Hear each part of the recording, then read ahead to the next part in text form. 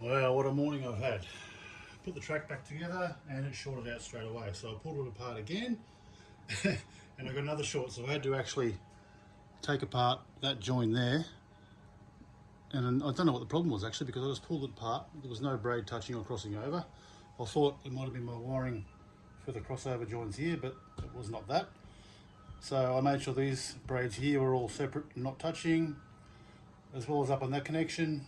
So I tested it without the track piece in there and it was good.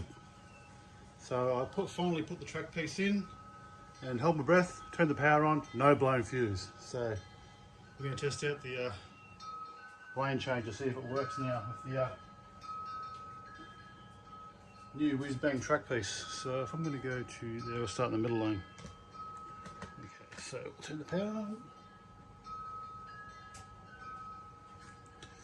Okay, ready. The track is filthy. I haven't cleaned it, so hopefully the car works. Oh, yep. Oop, no. Here we go.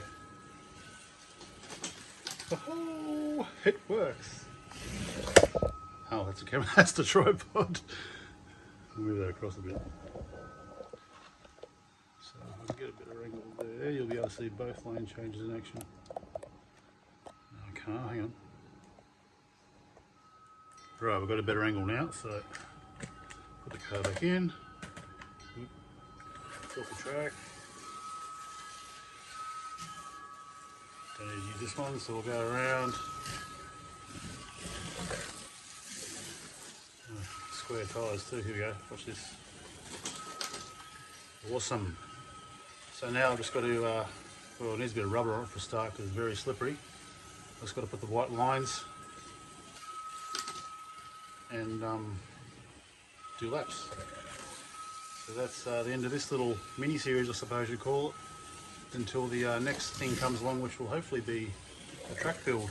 So I'm going to try and sell this track minus the digital stuff and start a new track build, which is pretty exciting because it's been 3 years since I built this. So just going to try Scott's car, which we chipped on the weekend, see if it works.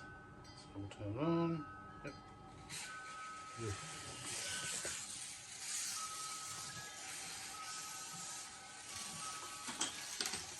Oh yeah, beautiful.